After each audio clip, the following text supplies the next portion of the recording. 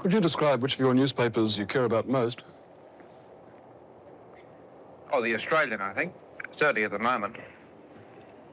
It's been the greatest challenge and certainly the biggest task that I've had. The biggest challenge I've had put before me, I think, in life yet, is to establish this paper, to overcome the obstacles that we still have more to overcome yet. Rolling on all cameras. 60 years on, and the Australian is still going strong. That's good to see Rupert come through, please. So too is its founder. In a series of rare interviews, Rupert Murdoch sat down with Sky News CEO and former editor-in-chief of the Oz, Paul Whittaker, A lot of cameras. to talk about his early passion project. Thank you, gentlemen. Rupert Murdoch, congratulations on 60 years of the Australian. How are you feeling about reaching such an incredible milestone? Well, of course, I love it. I'm proud of it. It's taken a lot of sweat and effort and money, but it was important to do. It had a great effect on Australia. In the early days, it changed the existing papers, which were so parochial.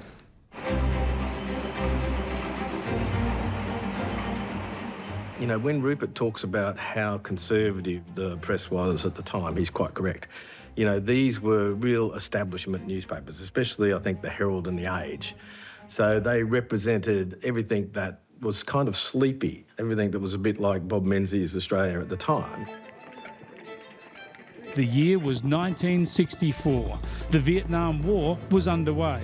Robert Menzies' time as Prime Minister was nearly up, and Australia was a far cry from what it is today. More British than now. Menzies was always flying the Union Jack. And as a young, I thought, patriotic Australian, I was very critical. You look back at him, and he did some pretty great things, university systems and so on. You have given us not only an enormous majority, but an enormous task. What Rupert wanted to do when he set up the Australian in 1964, he wanted to shake up the country. I mean, he was dissatisfied with the Menzian period. He was dissatisfied with the performance of the coalition in the 1960s. He wanted to grab the place and shake it up. Canberra was the birthplace of the Australian. Sydney would later become its home.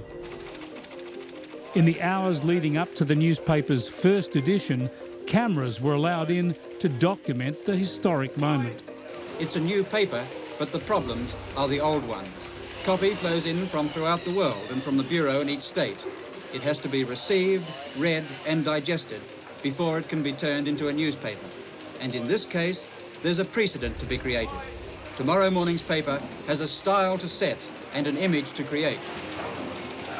Well, I think it changed the press, for one thing. When we started the Australian, the local papers, Sydney Morning Herald, even our Melbourne Herald, were very, very parochial. The news pages in the Sydney Morning Herald would run out on page 5. It would force a national approach. National news, Canberra news, is now more important, as it should be. But we were part of that process. Others came naturally. Rupert was very much a disruptor, and he wanted to shake things up a bit. This is fantastic. Really? Michelle Gunn is the Australian's editor-in-chief. God, it's a beauty. She says the guiding principles laid down by Rupert Murdoch 60 years ago still hold true today. And there's our beautiful editorial.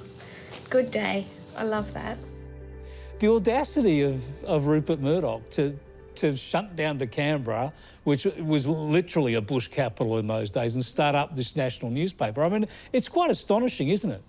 Oh, it was extraordinary. I think people don't realise what a visionary thing it was to do.